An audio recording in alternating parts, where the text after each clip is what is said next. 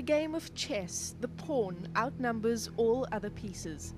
They've got real value when strategy is called upon. This is how many so-called coloured people in the Western Cape view themselves. Politically invisible, but in reality, key to who will take the reins in the province. We ask who makes up this diverse group of people who identify themselves as coloured, what drives their voting patterns, and indeed, are they the kingmakers in the Western Cape political landscape?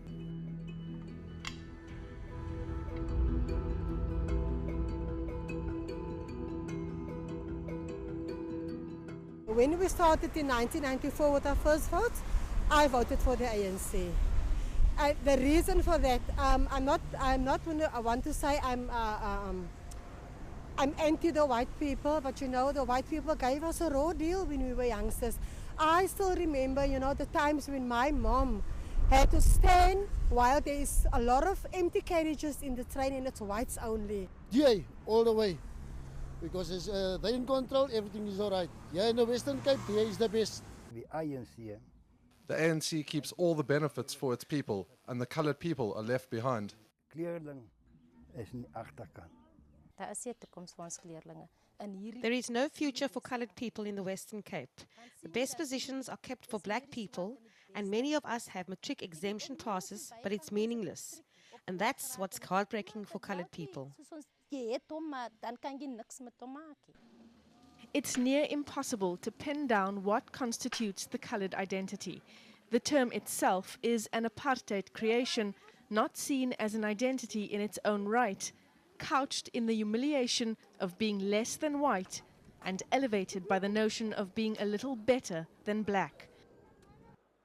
In a new democratic South Africa, this was a very fragile position to occupy, and at the polls, this strange combination of relative privilege and relative deprivation showed up in the 1994 election results. It appears coloured voters used their ballots to protect this relative privilege. In the run-up to the 1994 elections, the National Party targeted the coloured vote. One of its election posters read, "Stop the Comrades," relying on old Swart Gevaar tactics. It also blatantly published racist literature, espousing the slogan, "Kill a coloured, kill a farmer." National Party workers also went door to door in the coloured community, telling people that after the elections, the blacks would take their homes. Firmly built on fear and hatred, the new National Party's campaign spread like a cancer. This crude racism explains why the National Party was the only party seen as willing to protect the coloured community. This was a different form of racism, not the kind that sees itself as superior, but rather one that feeds off the reaction of people who see themselves as caught in the middle of a tug of war. The pianist and jazz composer Abdullah Ibrahim once said that apartheid was a kind of madness, and it wasn't just the madness of policy or the madness of those who implemented it, but even those who were subjected to its policies, those who were subjected to its thinking, were rendered mad. It should not be as any surprise that there are people who are subjects of racism, who are subjected to it, who think of the world in the terms of the racists who construct them in this way. In the Karoo town of Beaufort West, Getrede Jantjies doesn't hold any hope that these elections will bring any change to her community. All I can say about elections is that they are all the same. They only have empty promises for us. Look at the ANC 20 years of empty promises.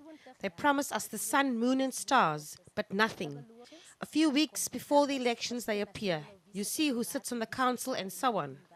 But for those 5 years that we put them there, we don't see them in the streets of the community. But a week or two before elections, they will come along. For this mother of 5, the future is all about surviving. But she has little hope for the future. Many of us have matric. But what does matric matter for coloureds? It's just a waste of time. Our parents just waste their money when it comes to giving us matric, because at the end of the day, we still end up with nothing. This notion of invisibility is an abiding one in communities that describe themselves as coloured, not white enough and not altogether black. There is no future for coloured people in the Western Cape. The best positions are kept for black people, and many of us have matric exemption passes, but it's meaningless. And that's what's heartbreaking for coloured people. Jantjies's reaction is not all that unexpected. During apartheid, resources went to the whites. Post-1994, the perception was that blacks were benefiting more. They may carry the same surname, but Getrede and Blake Jantjies are not related. Their connection, though, is found in the shared notion that democracy hasn't meant much in their lives. I have voted for the ANC all along, but now I see that nothing is getting any better. I feel I might vote for the DA this election. He was 50 years old in 1994 and says it was Nelson Mandela who won his support. There was no question how he would vote then, but 20 years later, that has changed. The ANC keeps all the benefits for its people, and the coloured people are left behind. Elections 2014 is all about the ANC and the DA wrestling for the country's most important provinces. Gauteng is one key province the DA has its sights on, while in the Western Cape, the party will fight to maintain control. On a municipal level too, the two parties are embroiled in vicious political battles. Oudtshoorn is one of only 6 municipalities in the Western Cape controlled by the ANC, but it's a fragile control. Come May 7th, all South Africans will once again have the chance to exercise their vote. But it seems the question of a specific coloured vote in the Western Cape is a complex one. My concern with the construction of something called the coloured vote is that there is one block of people who are homogenous, who have a similarity. That similarity is never finalised, it's never defined, and despite that really important logical gap, we continue to pretend that these things are the same. Mandela got rid of apartheid so that all of us can live together as one, not just coloured and blacks, but everyone together.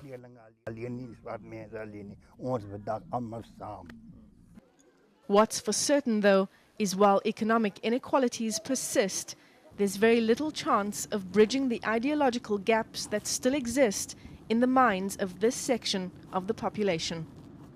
Michelle Craig in the Western Cape.